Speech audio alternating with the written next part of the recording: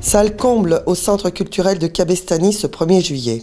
Ici se scellait la première mi-temps du collectif, souhaitant que soit ajouté pays catalan au nom de la région Occitanie.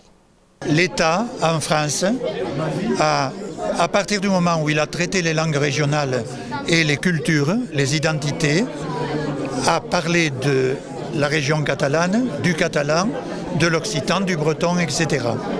Lorsqu'il a fait des régions, et que lorsque les régions, qui étaient à l'époque des régions de programme, ont été créées, il y a plus de 40 ans, il y a eu un parti pris de prendre des noms historiques.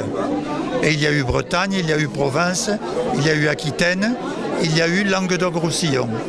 C'est-à-dire que dans une région qui était déjà déséquilibrée, plus de départements languedociens et un département catalan, on a pris Roussillon et Languedoc. L'État, lorsqu'il traite les langues régionales et les cultures, a toujours pris à parité toutes les cultures. Pour la première fois, la région nouvelle prend Occitanie et ne prend pas pays catalan. On n'est pas du tout obligé d'être, comme on dit, catalan de souche, j'ai horreur de ça. De toute façon, il y a des tas de gens qui sont adoptés par le pays catalan, contrairement à ce que beaucoup pensent à l'extérieur. C'est pas du tout un repli identitaire, c'est encore une fois, c'est un mauvais point de vue. Au contraire, moi j'ai apporté donc des gens qui ont voulu adhérer au collectif et qui sont ch'tis. Et ils sont très impliqués et on a entendu tout à l'heure un breton aussi dans la salle. Et oui, du moment que vous habitez le pays catalan et que pour vous, ce pays, vous le sentez dans vos tripes, vous êtes catalan, on vous adopte de toute façon. Et les Catalans ont toujours été ouverts vers l'extérieur, contrairement à ce que pensent beaucoup de gens, en France notamment. Voilà, donc c'est justement aussi pour changer ce point de vue. Moi, on me l'a dit, on m'a dit c'est un repli identitaire. J'ai dit non, parce que nous, on sait qui on est, on n'a pas besoin de ce nom pour savoir qu'on est catalan. À la limite, je dirais que Toulouse, ils le savent aussi.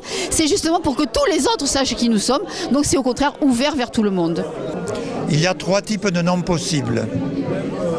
Les noms géographiques, comme Midi-Pyrénées, ou bien, dans le choix, Pyrénées-Méditerranée. Il y a les noms historiques. C'est le cas de Languedoc-Roussillon. Ce sont 2 provinces, 2 anciennes régions, et donc le nom est cohérent. À partir du moment où on prend un nom qui reflète une culture, un nom identitaire, Occitanie, il faut l'accompagner par un autre nom identitaire, c'est pays catalan. Sinon, il y a une discrimination.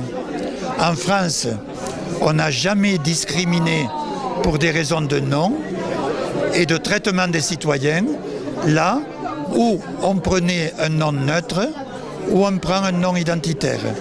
Ce que je préfère, ou un nom historique, mais que l'on prenne un nom historique ou un nom identitaire, il faut que les 2 identités, que les 2 histoires y soient représentées. C'est tout. Cette réunion fut riche et houleuse. Bon, alors. Je ne comprends pas. Et quand on dit qu'on prend position, vous êtes pour ou vous êtes contre? Non. Le blanc, c'est du cinéma. Et si nous sommes dans cette situation dans les Pyrénées-Orientales, c'est que beaucoup de politiques, un coup ils sont à droite, un coup ils sont à gauche, et le lendemain ils sont au bord de la mer. Bien, je pensais être à une réunion citoyenne. Donc, non, ça va, c'est bon. Et même si à l'arrivée on ne gagne pas, on se sera battu. Et ça c'est important parce que justement à chaque fois qu'on se bat, eh bien, on fait honneur au pays catalan et on fait prononcer le mot pays catalan où on le voit écrit dans la presse. Donc c'est super important de toute façon. Bien sûr que ça a été un peu brouillon parce que tout le monde avait son idée. Mais globalement finalement on est tous d'accord pour une chose, c'est qu'on veut Occitanie pays catalan et qu'on veut faire des actions pour l'obtenir. Et des actions multiples.